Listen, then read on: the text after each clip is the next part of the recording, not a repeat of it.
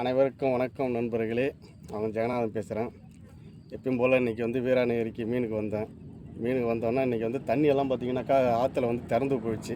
ஆற்றுல திறந்து போணுச்சுனாக்கா மேலேருந்து தண்ணி வருது. அணைக்கரையிலேருந்து இங்கே வந்து சேத்துதப்புக்கு வந்து தண்ணி போயிட்டுருக்கு ஆற்றுல. நம்ம வீராணை ஏரி நிரம்பி அதுக்கு வந்து போயிட்டுருக்குங்களா. இது வந்து பார்த்திங்கன்னா தண்ணி நிறைஞ்சு போய் கிடக்கு.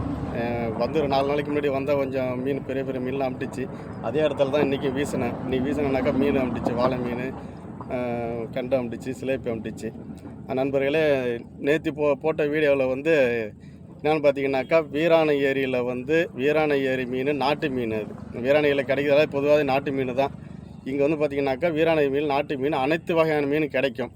நீங்கள் வந்து தப்பாக இது நினச்சிக்காதீங்க நண்பர்கள். நீங்கள் வந்து கவனித்து என் வீடியோ வந்து முழுசாக பாருங்கள். முழுசாக பார்த்துட்டு அதுக்கப்புறம் வந்து நீங்கள் தெரியப்படுத்தினாக்கா என்னோடய கமாண்ட் பாக்ஸ் இருக்குது பார்த்தீங்களா, அதில் போய் தெரியப்படுத்துங்க. நான் வந்து கடல் மீன் வந்து ஃப்ரெஷ்ஷாக கிடைக்கும். அப்படியே பார்த்திங்கன்னா வீராணை ஏரி மீன் நம்ம வட்டாரத்தில் வீராணை ஏரி மீன் நாட்டு மீன் அனைத்து வகையான மீன்.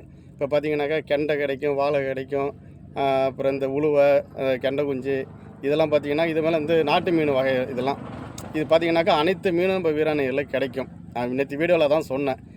சில நண்பர்லாம் பார்த்துட்டு அது சரியாக பார்த்தாங்களா என்னன்னு தெரில. அது வந்து ஒரு கடல் மீன்லாம் அங்கே ஏரியில் கிடைக்குமானாங்க. அது தப்பு, கிடைக்காது.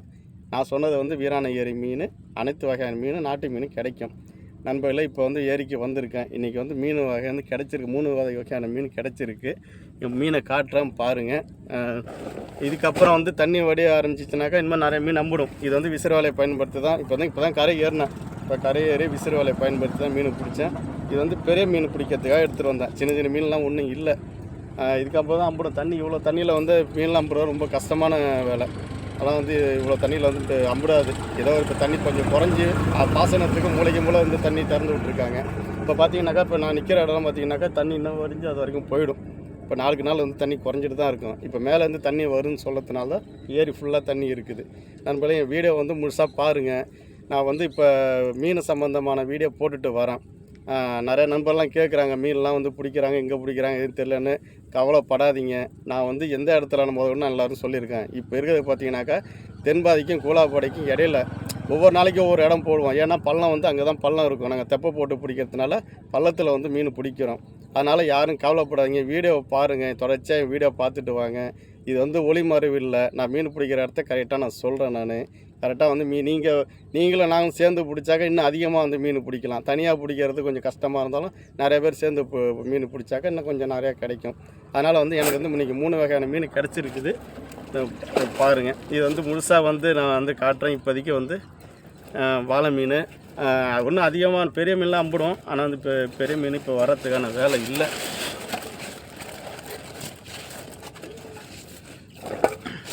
இதுக்கப்புறம் பெரிய மீன்லாம் கிடைக்க ஆரம்பிக்கும். இது வாழை மீன் எல்லாம் உயிரோடு இருக்குது பாருங்கள். இது பார்த்திங்கன்னா சிலேப்பி மீன். இது வந்து ரோகுன்னு சொல்லுவோம். கிராஸ் கண்டை ரோகுன்னு சொல்கிறது. எல்லாமே உயிரோடு தான் இருக்கும். இப்போ கிடச்சிதுனாக்கா இன்றைக்கி வந்து ஒரு 2 கிலோ தான் கிடைக்கும். மொத்தத்துக்கு 2 கிலோ வரும், அவ்வளோதான். இதுக்கப்புறம் பார்த்திங்கனாக்கா ஒரு 10 கிலோ 15 கிலோ மீன் கிடைக்க ஆரம்பிச்சிடும். தண்ணி வடிஞ்சதுனாக்கா நிறைய மீன் கிடைக்கும். நீங்கள் வீடியோ வந்து தொடர்ச்சியாக பாருங்கள். மேலே வீடியோ போடுறேன். எனக்கு சப்போர்ட் பண்ணுங்கள்.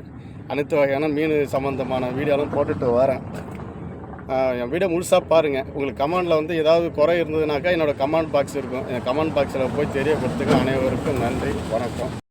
வீராணை ஏரியில் இது ஒரு பகுதி நண்பர்களே. இது வந்து எங்கெங்கனாக்கா நம்ம கூலாப்பாடிக்கும் தென்பாதிக்கும் இடையில வந்து நாங்கள் இப்போ இருக்கிறது. இப்போ தண்ணி எவ்வளோ வந்து நிறைஞ்சிருக்கு பாருங்கள். இப்போ 4 நாளைக்கு முன்னாடி வந்து தண்ணி கம்மியாக இருந்துச்சு. இப்போ வந்து பார்த்திங்கன்னா அணைக்கெல்லாம் தண்ணி வருதுன்னு சொல்கிறாங்க. அதனால தான் தண்ணி கொஞ்சம் வந்துட்டு இருக்குது. இப்போ தண்ணி நிரம்பி இருக்குது. இப்போ சேத்துதப்பு ஆற்றுலேயும் வந்து தண்ணி திறந்து விட்ருக்காங்க.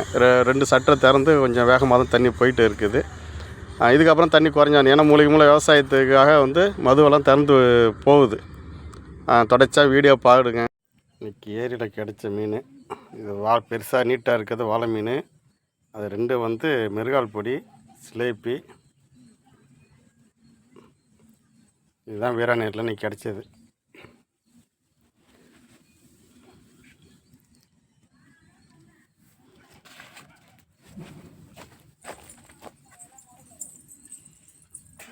நிற்கிறாளே மாடு.